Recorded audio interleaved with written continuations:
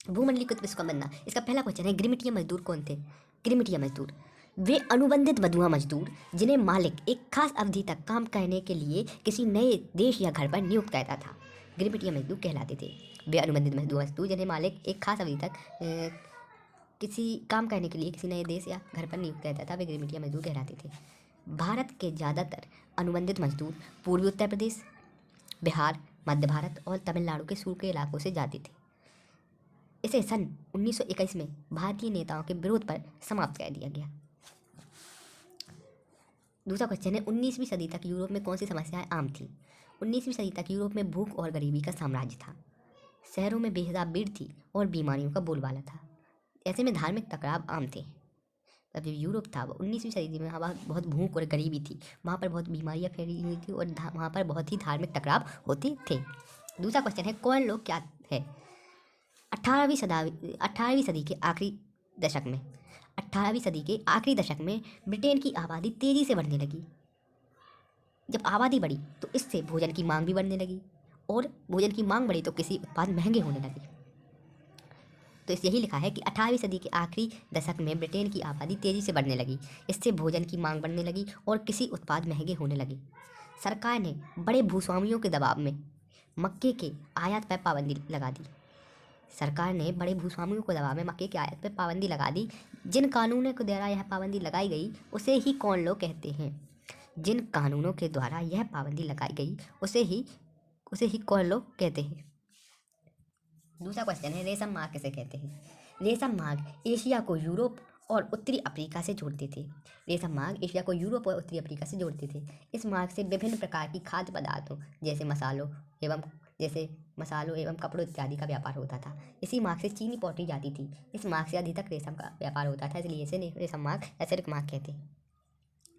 रेशम मार्ग एशिया को यूरोप और उत्तरी अफ्रीका से जोड़ते थे। इस मार्ग से विभिन्न प्रकार के खाद्य पदार्थों, मसालों एवं कपड़ों इत्यादि का व्यापार होता था। इस मार्ग से चीनी पहुंची जाती थी। इस मार्ग से अधिक रेशम का व्यापार होता था, इसलिए इसे रेशम मार्ग कहते हैं।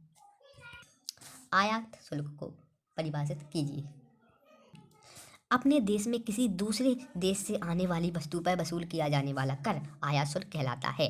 यह शुल्क देश की सीमा, बंदरगाह तथा हवाई अड्डे पर लिया जाता है। मतलब किसी दूसरे देश से आने वाली वस्तु पर वसूल किए जाने में खल ही आयात शुल्क कहलाता है। वीटो को परिभाषित कीजिए। वीटो, इसे निषेधाधिकार भी कहते हैं। इसे निषेधाधिकार भी कहते हैं। यह ऐसा मताधिकार है जिसके सहारे एक ही सदस्य की असहमति से किसी भी प्रस्ताव को खारिज किया जा सकता है। यह एक ऐसा मताधिकार है जिसके सहारे एक ही सदस्य की असहमति से किसी भी प्रस्ताव को खारिज किया जा सकता है। एक ही सदस्य की असहमति से किसी भी प्रस्ताव को खारिज किया जा सकता है। दूसरा चैप्टर है औद्योगिकरण का युग। इसका पहला क्वेश्चन है, गुमास्ता कौन थे? तो इसका आंसर है कि ईस्ट इंडिया कंपनी ने बुनकरों पर नियंत्रण रखने के लिए वेतनभोगी कर्मचारी नियुक्त किए, इन्हें ही गुमास्ता कहते हैं। ईस्ट इंडिया कंपनी ने बुनकरों पर नियंत्रण रखने के लिए वेतनभोगी कर्मचारी नियुक्त किए, इन्हें ही गुमास्ता कहते थे। दूसरा जो क्वेश्चन है, स्पिनिंग जेनी मशीन क्या है? सन 1764 में जेम्स हारग्रीव्स ने स्पिनिंग जेनी मशीन का आविष्कार किया।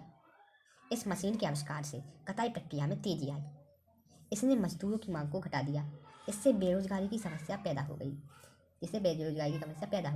हाथ से कताई करने वाली महिलाओं ने इस मशीन पर हमले करने शुरू कर दिए और यह टकराव लंबे समय तक चला।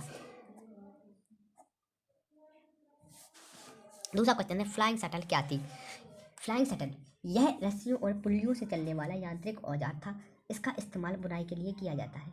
यह मशीन क्षैतिज धागे को लंबवत धागे में पिरो देती है। इसके आविष्कार से बुनकरों को काफ़ी मदद मिली। द्वारकानाथ टैगोर कौन थे? ये भारत के उद्योगपति थे। इन्होंने बंगाल के द्वारा चीन के साथ व्यापार किया और खूब पैसा कमाया। इन्होंने बहुत सारे क्षेत्रों और उद्योगों में निवेश भी किया। भारतीय व्यापारियों के निर्यात व्यापार का नेटवर्क कब और क्यों टूटने लगा? तो भारतीय व्यापारियों के निर्यात व्यापार का नेटवर्क 1750 के दशक तक टूटने लगा। इसका मुख्य कारण ईस्ट इंडिया कंपनी का भारत आना और राजनीतिक सत्ता पर प्रभाव स्थापित करना था। नेक्स्ट क्वेश्चन है कि 1760 के दशक के बाद ईस्ट इंडिया कंपनी भारत से कपड़े के निर्यात को और फैलाना क्यों चाहती थी? इसका आंसर है कि 1760 के दशक के बाद ईस्ट इंडिया कंपनी ने भारत में राजनीतिक सत्ता पर अपना प्रभाव स्थापित करना शुरू कर दिया। यूरोप में भारतीय कपड़ों की भारी मांग थी, लेकिन ब्रिटिश कपास उद्योग अभी फैलना शुरू नहीं हुए थे। इसलिए ईस्ट इंडिया कंपनी भारत से कपड़े के निर्यात को और फैलाना चाहती थी। अब दूसरा क्वेश्चन है कि ईटी पॉल कौन था। ईटी पॉल एक लोकप्रिय म्यूजिक कंपनी का प्रकाशक था। इसने सन 1900 में संगीत की एक किताब प्रकाशित की थी। इसके जिल्द पर नई सदी के उदय नामक चित्र छपा था। मुद्रण संस्कृति। इसका पहला क्वेश्चन है, चैप बुक से क्या आशय है। चैप बुक पॉकेट बुक के आकार की किताबों के लिए चैप बुक शब्द का प्रयोग किया जा सकता है। जो पॉकेट बुक के आकार की किताबें होती है उनके लिए चैप बुक शब्द का प्रयोग किया जाता है। इसे गुटखा भी कहते हैं। इनका प्रयोग मुद्रा क्रांति के बाद आया था। पॉकेट बुक के आकार की किताबों के लिए चैप बुक शब्द का प्रयोग किया जाता है। इसे गुटखा भी कहते हैं। इनका प्रयोग मुद्रा क्रांति के बाद आया था। दूसरा क्वेश्चन है, पांडुलिपियाँ क्या थी। इसका उत्तर है, पांडुलिपियाँ वह विचार, मीमांसा या रचना थी जो अनेक व्यक्तियों द्वारा हस्तलिखित होती थी। ये ताड़ के पत्तों या हाथ से बने कागज पर बनाई जाती थी। दूसरा क्वेश्चन है, डायमंड सूत्र क्या है। इसका उत्तर है कि डायमंड सूत्र जापान की सबसे प्राचीनतम पुस्तक है। यह एक बौद्ध पुस्तक है जिसे 861 में छापा गया। इसमें पाठ के साथ साथ काठ पर खुदे चित्र भी हैं। दूसरा क्वेश्चन है कि वेलम से क्या आशय है।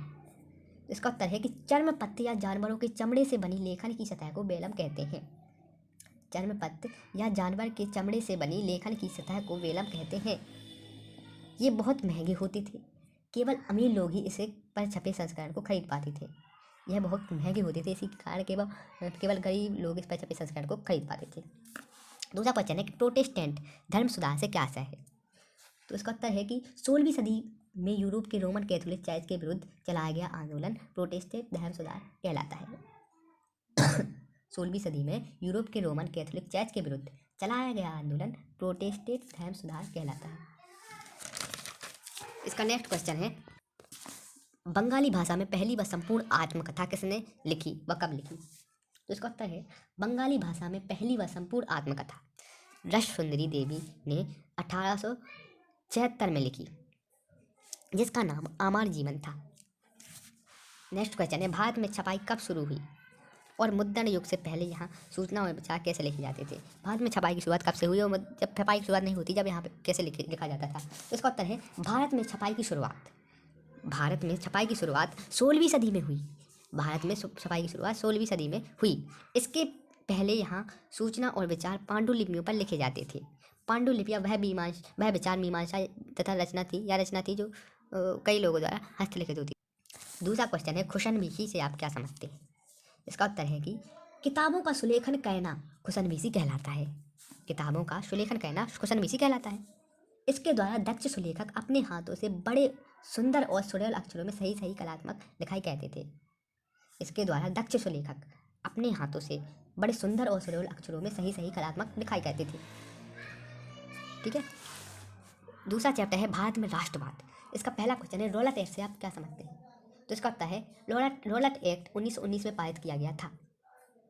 इसके जरिए ब्रिटिश सरकार को राजनीतिक गतिविधियों को कुचलने और राजनीतिक कैदियों पर बिना मुकदमा चलाए जेल में बंद रहने का अधिकार मिल गया था। दूसरा क्वेश्चन है, चौरी चौरा हत्याकांड क्या है। तो 5 फरवरी 1922 को गोरखपुर के चौरी चौरा नामक स्थान पर आंदोलनकारियों ने पुलिस थाने पर आग लगा दी। इससे कुछ सिपाही जलकर मर गए। गांधी जी इस घटना से बहुत दुखी हुए और उन्होंने असहयोग आंदोलन वापस ले लिया।